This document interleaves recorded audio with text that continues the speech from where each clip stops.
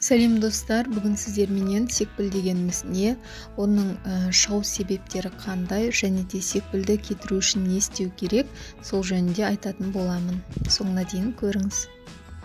Достар, подписаться батырмасын басып, менің каналыма тіркелуді ұмытпаңыздар. Ұнаса лайк басып, пікір қалдыра өтіңіз. Менің каналымда денсаулыққа қатысты және де өзге де тақырыптағы сан алуан видеолар бар. Сонымен енді міне күн жылынды деп көктем мезгілі, жаз мезгілі келе бастағаннан адамдардың көбісін мазалайтын бір мәселе бар, ол секпіл. Яғни секпілдің шығуы. Секпіл дегеніміз жалпақ тілмен айтқанда ол терідегі ашық сары, қоңыр, қара түсті, түрлі түсті пішіндегі дақтар болып есептелінеді. Адам ағзасындағы тер пигментациясының бұзылысы ол секпілдің пайда болуына алып келеді екен.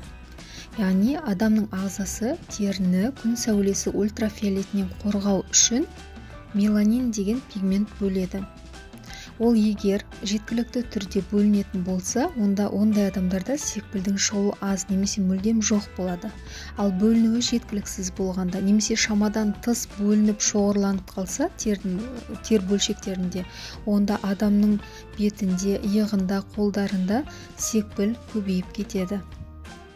Жалпы секпілдің екі түрі бар, ол эфелиттер, яғни күн сәулесінен пайда болған тығыз, қоңыр түсті дақтар, ол жазда қарайса, яғни қоңырқай, қара түске енсе, ал қыста бозарады, яғни қыста кете бастайды.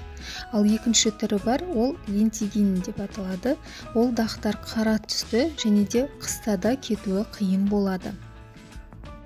Секпілдің шығуы әсіресе күн сәулесі күшейген көктем мен күз мезгілінің аяғына дейін болады. Ал кейде боз түске еніп, қыс бойы да кетпейді. Секпіл 5-7 жастан бастап шығады, және де ол тұқым қуалайды. Секпілді кетіру жолдары. Үй жағдайында түрлі маска жасауға болады. Мен оны сіздерге келесі видеода көрсететін боламын. Сондай-ақ косметикалық заттарды қолдану арқылы да кетіруге болады. Және де косметологтың арнайы процедурасына барып көрсеңіз болады. Яғни косметологиялық кабинеттерде сізді лазерлы тазалау, фототерапия және де химиялық пилинг жасап береді. Бірақ соның өзі сізге 100% кепілдік бермейді. Сондықтан да секпілдің шығуының алдын алу қажет. Секпілдің алдын алу үшін қаңтар-ақпан айынан бастап ағартушы лосьон, тоник, кремдер, эмульсиялар қолданған дұрыс. Жағдайды одан ары ушықтырып алмау үшін жасыңызға сай және де тері типіңізге сай күтім затын қолданыңыз. Және де алдын алудың басқа да жолдары дұрыс тамақтану, яғни құрамында А витамині, ПП, С витаминдері бар тамақты көбірек тұтыныңыз. Сыртқа шығудан 30 минут бұрын арнайы күннен қорғайтын SPF кремін жағуды ұмытпаңыз.